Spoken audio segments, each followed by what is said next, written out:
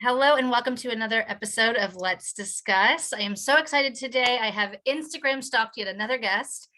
So I will skip that part in asking her how she knows me because I went right into her DMs. And I'm so excited to introduce Kelsy of Relatable Mom Life. She's a certified lactation counselor, nutritionist, mama, wife, and creator of Welcome to the Mom Life, which is a community for mamas to feel seen, connected, and normal in parts of motherhood. She created the Welcome to the Mom Life after giving birth to her daughter and experienced the need for more community postpartum. Kelsy's mission is to help mamas believe that they got this no matter what they are going through. So it is my pleasure to welcome Kelsy. Hi, thank you Hi, so hello. I was just telling everybody, normally I start the conversation with, how do we know each other? But I always save people the embarrassment of being like, you randomly DM'd me, you weirdo. much. Thank you. But obviously I saw your, I had been following your Instagram account and was very excited. So I wanted to jump in and ask kind of, how did you decide? I know that you mentioned that you wanted to find a community. How did you decide like what it was that you wanted to share in such a public space? What did that look like for you? How was the build up process? Yeah, so not a lot of people know this, but my Welcome to the Mom Life account actually used to be called Better for B. My daughter's name is Brooklyn, and when I first made this account, my goal for it was kind of like accountability for myself to Uh-huh. be better for B, my daughter Aw. Brooklyn. And then after working with that for a little while, it was more just like making sure I had me time and like exercising and just like getting back to like myself postpartum. And after doing that for a while, I was like, you know what? I feel like I could make this better. So I changed the name to Welcome to the Mom Life. And there was this need, I saw this need for myself to need this community and to need Mhm. accountability to be like the best mom that I can be for my daughter, which is being my best self. So I was like, you know what? Mhm. Make this bigger. And I called it Welcome to the Mom Life. And then that's when I started really trying to reach more moms and make this community a Welcome to the Mom Life to help myself and to help other moms become the best versions of themselves for their babies. Oh, I love that. Yeah. And it is, it's so interesting. It kind of feels isolating sometimes when you become a parent and you have all of these new things going on and your body is going through all these changes if you gave birth and then all of a sudden it's like, what do I do? Who do I talk to? How do I feel normal? You know, we always use big air quotes with the word normal, right? Yeah. But making sure you feel that.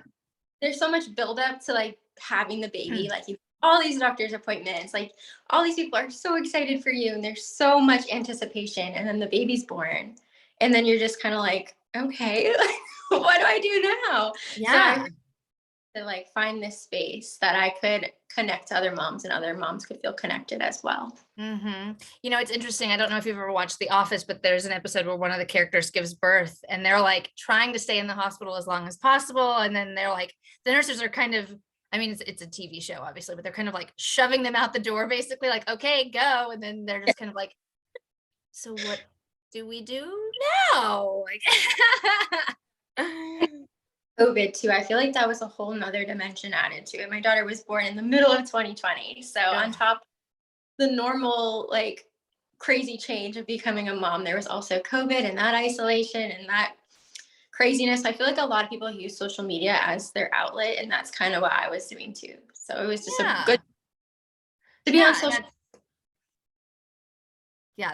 that's so nice to be able to use that. How do you feel about that community that you've been able to grow? Like, what about some of the responses that you've been receiving? How's that been for you?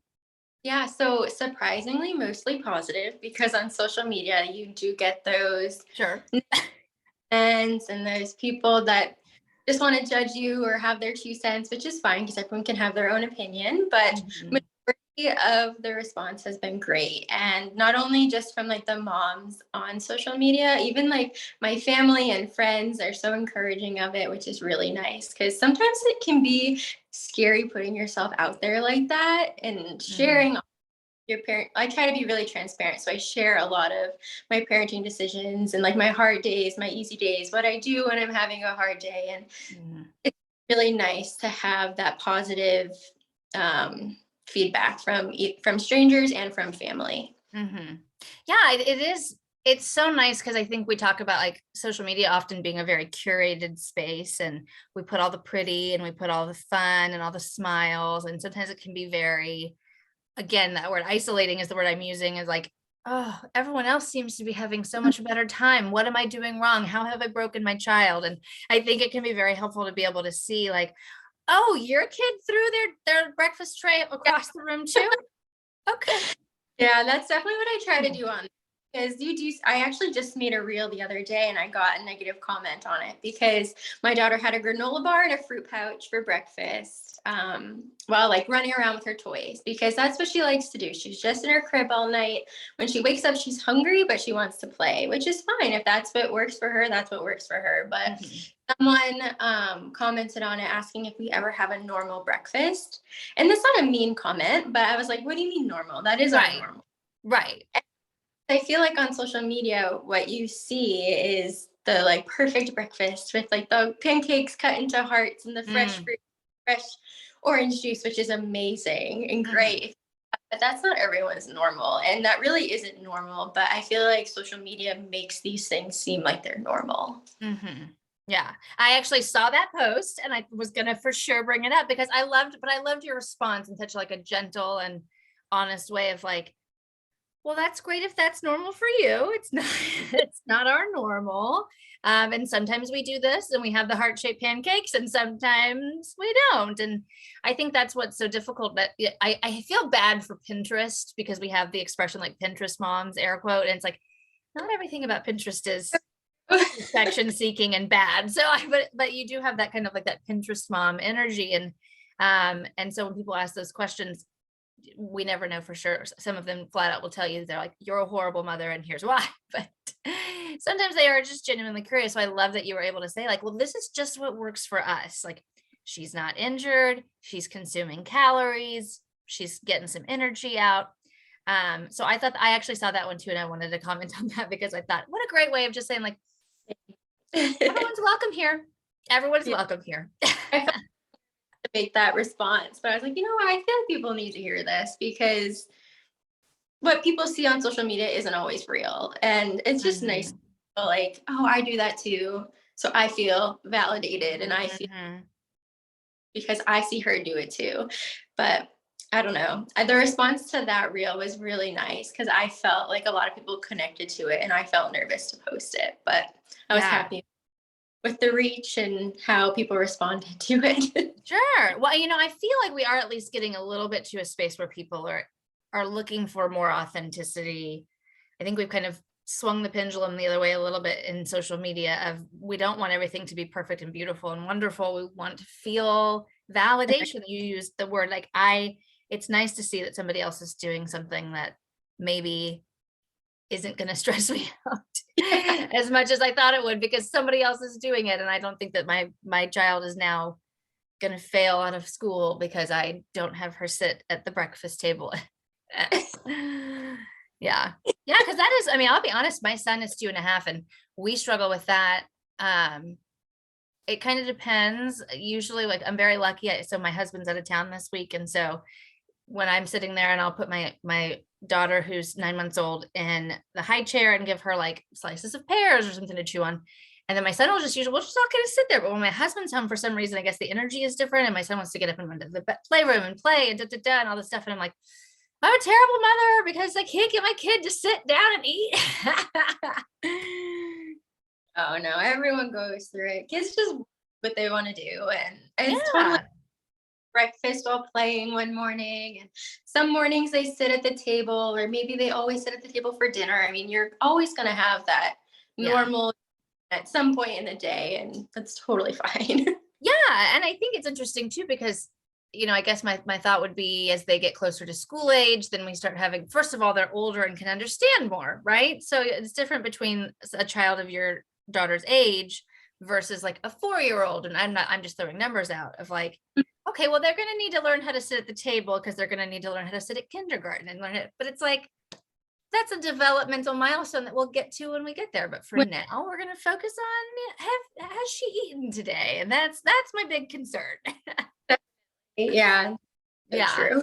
absolutely. Well, I'm so excited to hear that you've been able to get such good feedback from people. I know, again, even me as a mom, I that's why I was following you. And as I was like, yeah, she just seems to get it. Like there's an energy there of like, how can we support each other or ask questions in a safe space? Because that's the thing too, is being able to ask questions. I actually myself, I'm in a number of mom groups on, like Facebook, and there are some times where I feel like, or I've seen other people post too. I've posted or I haven't posted because I've thought this, and I've literally seen people start a conversation with, don't come for me, I'm asking a question. Yeah. And it's like, because I don't know what it is, why people feel the need to comfort people, but it's like, I just need help. And so it's so nice to be able to create that space and find your little group of people that can be very helpful.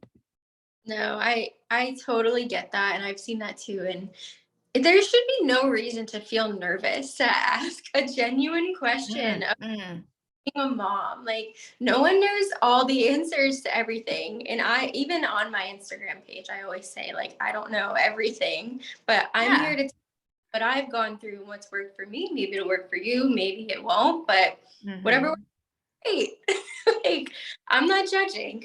Right. Well, the judgment piece, I think, is what is so difficult. And I don't know, we've got these keyboard warriors who are just like, boop, boop, boop, boop, boop, boop, boop. I'm going to tell you exactly why you're wrong. And I'm a better mother because how dare you do this? And I do that. And it's so much. And it's like, yeah, but I also, on the other side of that, I'm so grateful for the spaces where I can ask questions or feel open to learning new things and trying things and being like, wow, that did not work for me. Gonna have to try something else. Or whatever.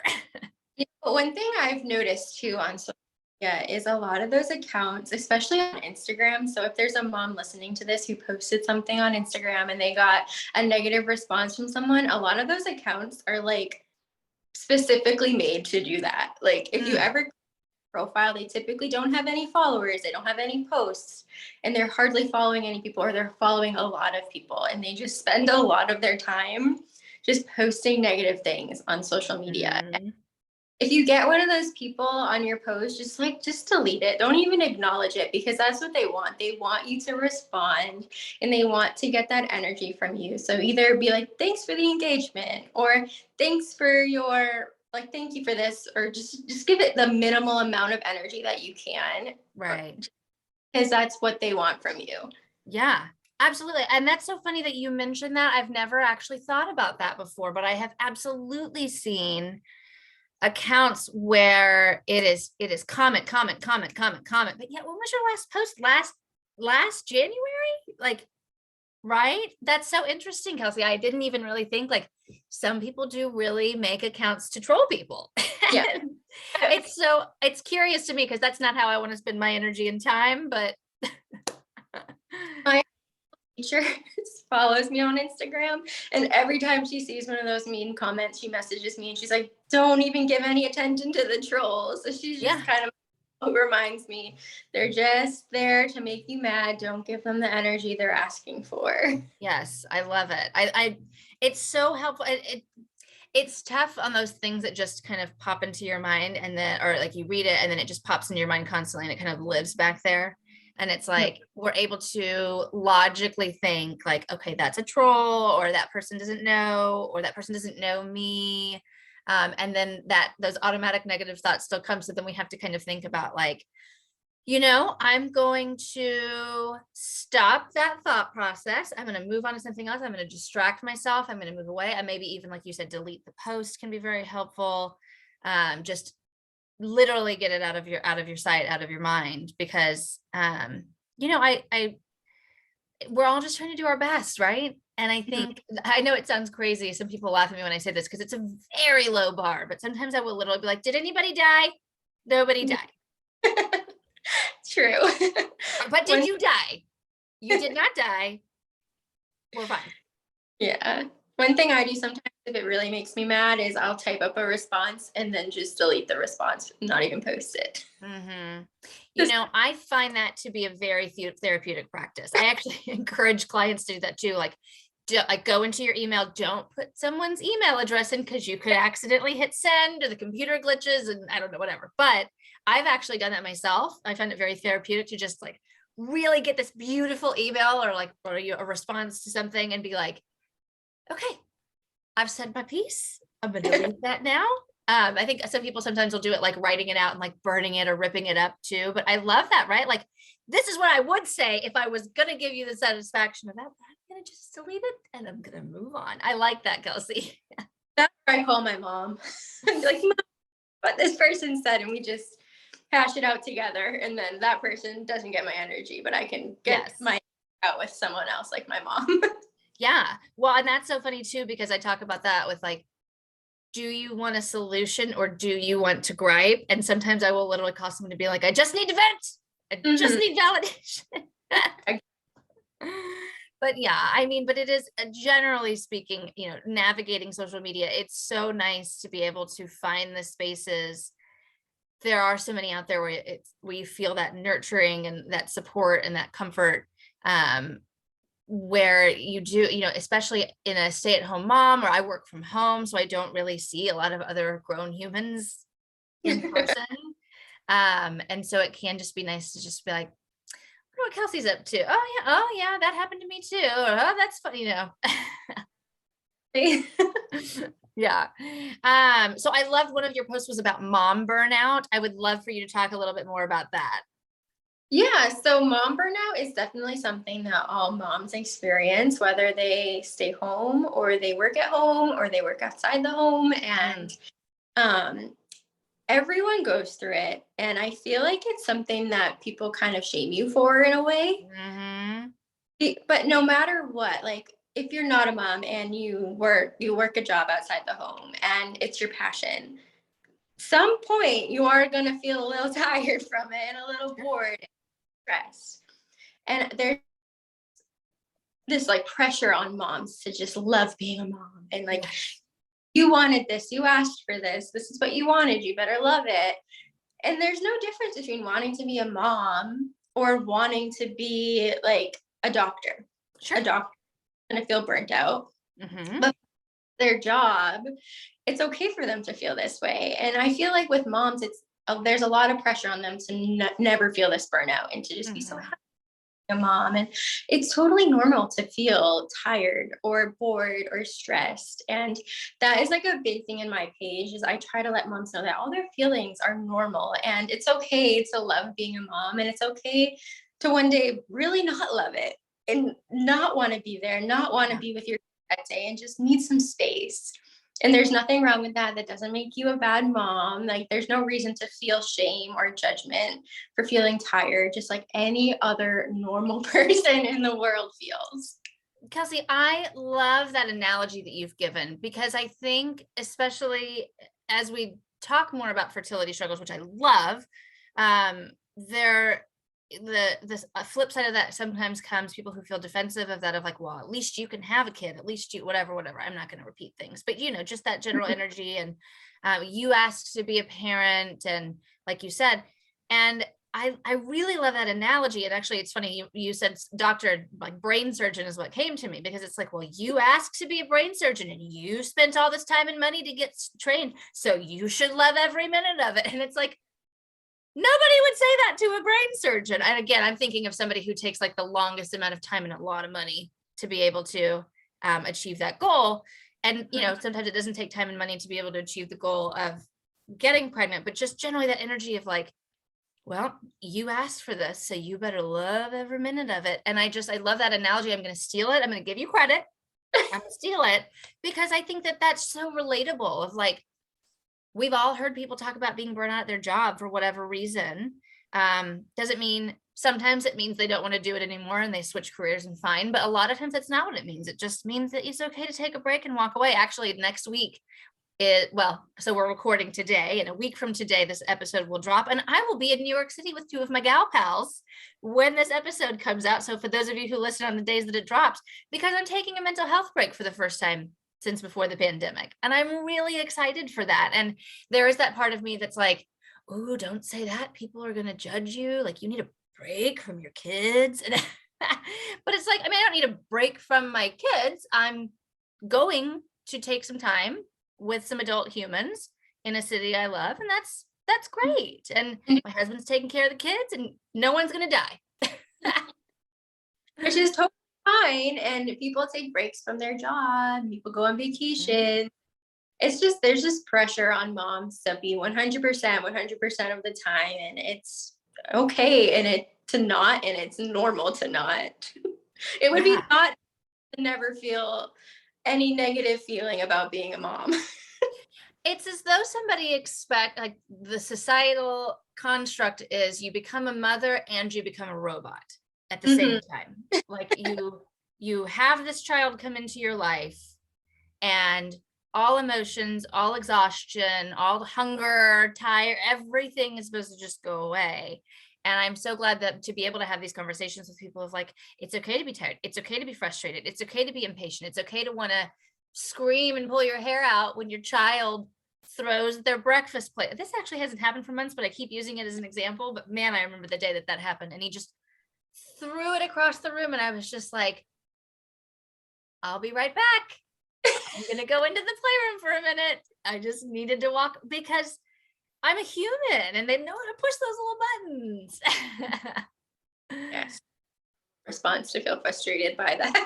Yeah, absolutely. And I think that I like that too, of like expecting to be 100% of the time. And that is difficult. It's like to be a mom 100% of the time, or a parent who, I know you and I identify as moms. So whomever is listening, validation, but it just, well, then something else is going to have to suffer, because how can you take care of anything else if all you're doing is focusing on that?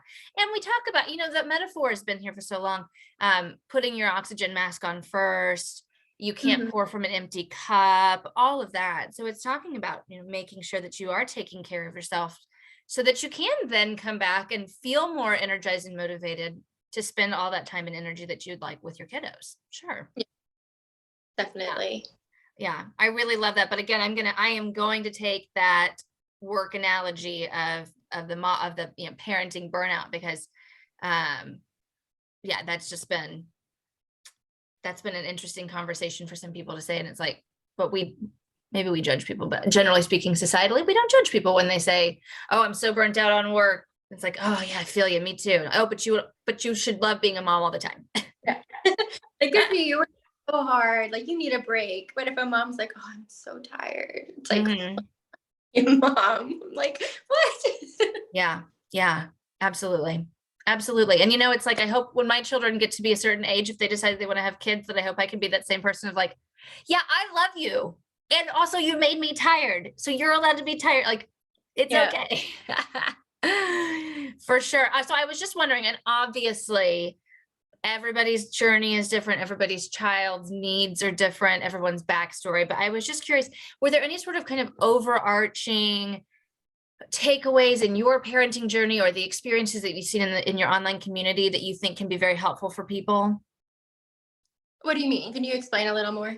So like, what are some of the big, obviously we've already talked about mom burnout. We've talked about getting some validation. Is there anything else that you feel like what is the thing that keeps coming up in your feed? The thing that people keep asking questions about, or things that people you follow, they're noticing? Is there anything else that you feel like is like, oh yeah, this is the thing?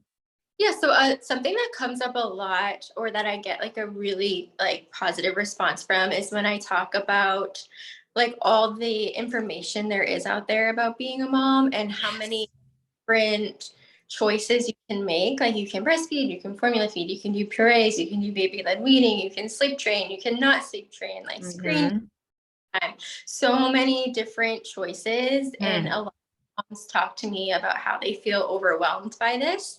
And then when they actually do make a choice, they sometimes feel a little nervous to like just say what their choice is to other people, because they feel like they might get some judgment from other people, or some negative comments, depending on what it is. Because we talked about this a little earlier, but people have an opinion, and they always think their way is the right way and no other way should it be done. And a lot of moms tell me that they've gotten like negative comments from even family members if they've chosen to formula feed instead of breastfeed, or if they've chosen to breastfeed feed instead of formula feed. And there's just, to me, it's like what works for you works for you. And if you tried something and didn't work, and so you made a change, people should be proud of you for Mm. realizing this doesn't work for me and my family. So let's try something new. Because a lot of times people get stuck in this thing like this worked for them. So this needs to work for me. If this doesn't work for me, what's wrong with me? It's like nothing's Right. wrong.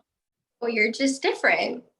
Yes, absolutely. So we can, believe it or not, take in new information and make a choice that's better for us based upon new information that we've received. And that's okay. I do think people struggle with that. It's like, well, that's what we had decided we were going to do. So we have to do that. And it's like, flexibility is a great thing in parenthood.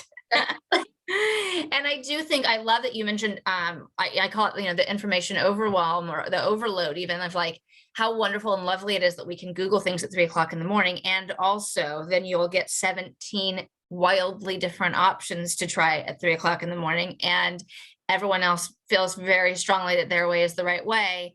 And how do you get through the weeds of that and figuring out, trusting your own gut and saying like, this is what I'm going to choose.